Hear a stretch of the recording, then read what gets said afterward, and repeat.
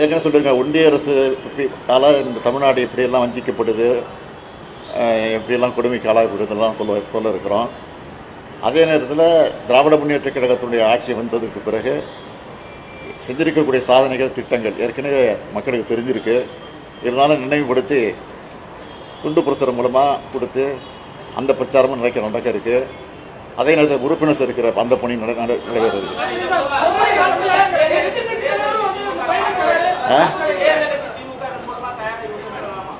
நிச்சயமா நிச்சயமா இப்ப இல்ல தயாராக ரொம்ப நாளாச்சு.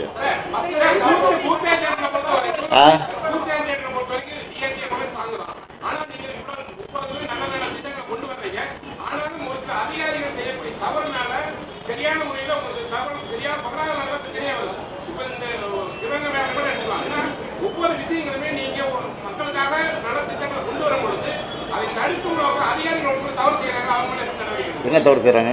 இல்ல வந்து இந்த சிவகங்கை மேட்டரே கொண்டு வந்துருக்கலாம். ஏன்னா முன்னாடி வந்தோன்னு ஆக்ஷன் எடுத்துருமே. வந்து எங்களுக்கு எப்போ தகவல் பொறுத்த வரைக்கும் 2 நாள் கழிச்சு தான் நடவடிக்கை எடுக்கிறாங்க. அந்த உடனே வந்து இந்த எஃப்ஐஆர் போட்டதால ஒரு பிரச்சனை இல்லாம வந்துருக்கு. தகவல் தெரிஞ்ச உடனே நடவடிக்கை எடுத்தாச்சு, கைது பண்ணியாச்சு. இன்னைக்கு கூட மேலதிகாரி மீது நடவடிக்கை எடுத்திருக்கிறோம்.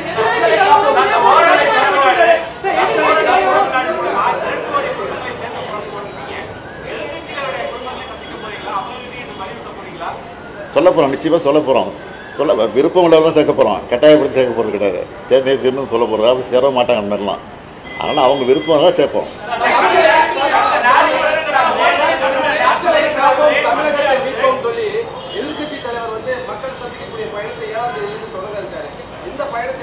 அவர் இப்பதான் மக்களை சந்திக்க போறாரு. இப்பதான் மக்களை சந்திக்க போறாரு. நாங்க இப்போ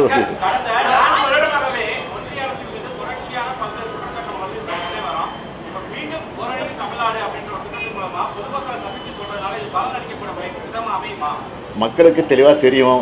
இருந்தாலும் அதை நினைவூட்டுறோம், வலியுறுத்துறோம், வற்புறுத்துறோம். அவ்வளோதான். தேர்தல் பரப்புரையும் உண்டு, உறுப்பினர் சேர்ப்பு உண்டு, ஒன்றிய அரசு வஞ்சித்து கொண்டிருக்கக்கூடிய அந்த கொடுமைகளும் உண்டு. இன்றைக்கு திராவிட முன்னேற்ற கழகத்துடைய சாதனைகளையும் சொல்ல இருக்கிறோம்.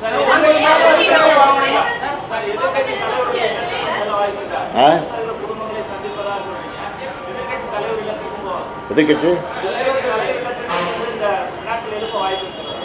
புரியல.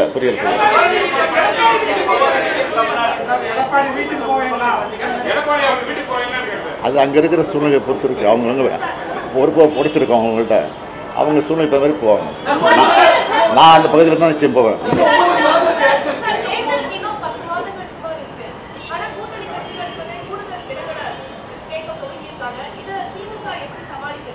அது வந்து தேர்தல் தேதி அறிவித்த பிறகு நாங்கள் உட்காந்து பேசுவோம். அது சமாளிச்சுருவோம். இதெல்லாம்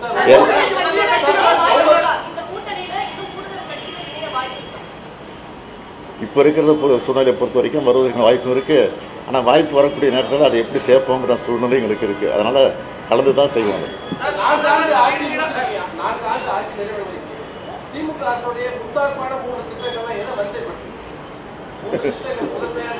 எல்லாத்தையும் வரிசைப்படுத்தலாம்.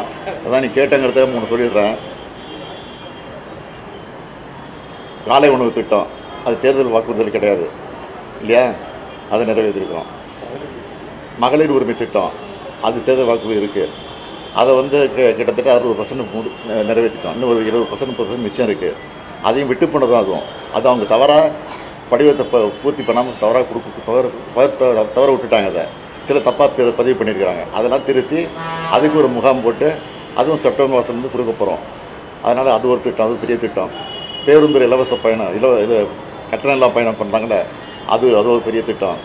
ஒரு மாணவர்களுக்கு மாணவிகளுக்கு கல்விக்காக 1000 ரூபாய், ஆரம்ப பள்ளியை முடிச்சுட்டு கல்லூரிக்கு போகும்போது 1000 ரூபாய், அந்த அற்புதமான திட்டம். இப்படி பல திட்டங்கள் இருக்குது. எதை சொல்கிறது எதை பண்ணுறதுன்னு தெரியல. போவேன், வாய்ப்பு கிடைக்குமா போவேன். ஆமாம், அதனால் தொடர்ந்து பார்த்துக்கிட்டு இருக்கேன். அதுக்கு ஒரு சட்டமன்ற தொகுதிக்கு 1.5 மணி நேரம் ஒதுக்குறேன். நீங்களே பார்த்துருப்பீங்க. நான் வந்து 3 தொகுதி எடுத்துக்கிறேன் ஒரு நாளைக்கு, காலை மாலை. ஏன்னா கோட்டையில் போய் வேலை செய்ய வேண்டியிருக்கு, அரசு வேலையும் பார்க்க வேண்டியிருக்கு, நிகழ்ச்சிகளுக்கும் போக வேண்டியிருக்கு. அதுக்கு தகுந்த மாதிரி நான் பார்த்துக்கிட்டு இருக்கிறேன். 234க்கு நிச்சயமாக இதே அறிவாலயத்தில் எல்லாரும் அடித்து செஞ்சுருக்கேன்.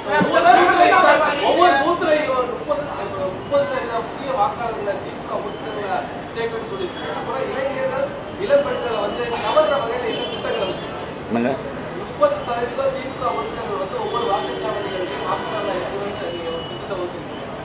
இளைஞர்கள் இளம்பெண்கள் கவர வகையில் என்ன திட்டங்கள் 30% இளைஞர்கள் இளம்பெண்கள் அதிகமாக சேர்க்கணும். திமுக அவங்க கவர வகையில் நான் முதல்ல ஒரு திட்டத்தை கொண்டு வந்திருக்கிறோம். அந்த திட்டத்து மூலமாக பயிற்சி கொடுத்து அவங்களெல்லாம் இன்னைக்கு கூட ஒரு நிகழ்ச்சி முடிச்சு தான் வந்திருக்கு, பெரிய நிகழ்ச்சி முடிச்சு தான் வந்திருக்கிறேன். கிட்டத்தட்ட 20 லட்சம் பேரா 40 லட்சம் பேருக்கு பயிற்சி கொடுத்துருக்குறோம். 3 லட்சம் பேருக்கு அதில் வேலை வாய்ப்பு கிடைச்சிருக்கு. எல்லாரும் 20,000 ரூபா, 1 லட்ச ரூபா, 2 லட்ச ரூபா, 3 லட்ச ரூபா சம்பளத்தில் கூட வேலை வாய்ப்பு சேர்ந்துருக்குறாங்க. என்னங்க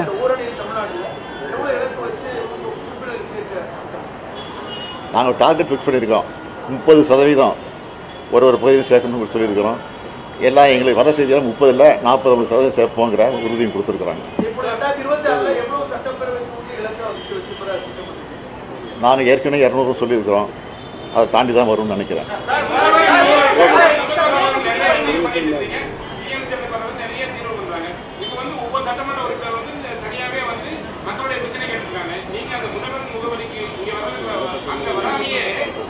மாவட்டந்தோறும் மாவட்ட ஆட்சித்தலைவர்கள் வந்து இன்னும் நிறைய கேம்ப் பண்ணுறாங்க. ஒரே ஒரு நாள் மட்டும் திங்கட்கிழமை மட்டும்தான் மக்கள் குடிநீர் முகாம் நடப்பாங்க. தாசில்தார் வந்து தாலுகா ஆஃபீஸ் நீங்க நிறைய பண்ண சொன்னாங்க. இப்போ அரசின் சார்பில் ஏற்கனவே ஒவ்வொரு நகராட்சிக்கும் போய் மாநகராட்சிக்கும் போய் எல்லா அஃபீஷியல்ஸும் போய் அவங்க ஒரு வாரம் தங்கி அங்கே மக்கள் குறையை கேட்டு ஆன் தி ஸ்பாட்டில் முடிச்சுட்டு வந்துருக்குறாங்க. அது ஒரு ஏற்கனவே முகாம் முடிஞ்சிருச்சு. இப்போ வர இன்னொரு 10 நாளில் மறுபடியும் மீண்டும் அந்த பயணம் தொடங்குகிறோம். அப்போ தான் அந்த மகளிர் விட்டு போன அந்த உரிமை தொகை கூட ஃபில்லப் பண்ணி கொடுக்க சொல்லியிருக்கோம். ஆக அந்த பணியும் நிறைவேற்றிருக்காங்க. பணி செய்ய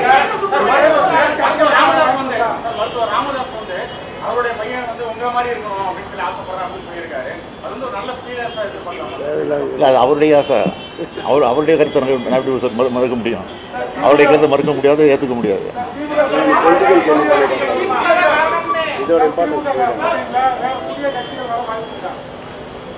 இது வரைக்கும் இல்லை, வந்தால் சொல்லுங்கள், பரிசீலிக்கலாம்.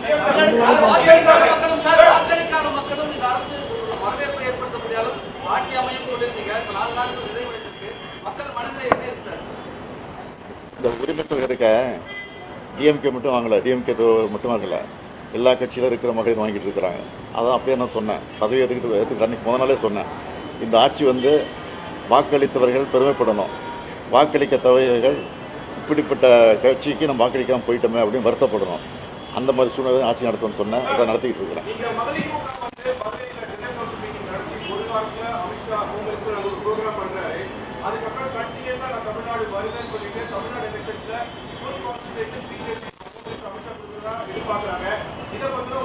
அமித்ஷா அடிக்கடி வரணும்.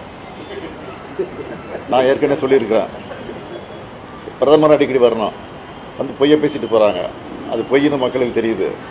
அது எங்களுக்கு தேர்தல் நேரத்தில் அது லாபமாக அடையும். அதே மாதிரி தான் ஏற்கனவே சொல்லி இந்த கவர்னர் மாற்றக்கூடாதுன்னு சொல்லிக்கிட்டு இருக்கிறேன். ஏன்னா கவர்னர் நல்லது செஞ்சாலும் மக்கள்கிட்ட ஈடுபடாது, இனிமேல் அந்த அளவுக்கு கெடுதல் செஞ்சுட்டு இருக்காரு. அதனால் அவங்களாம் வரணும் அடிக்கடி. அதுதான் என்னுடைய ஆசை.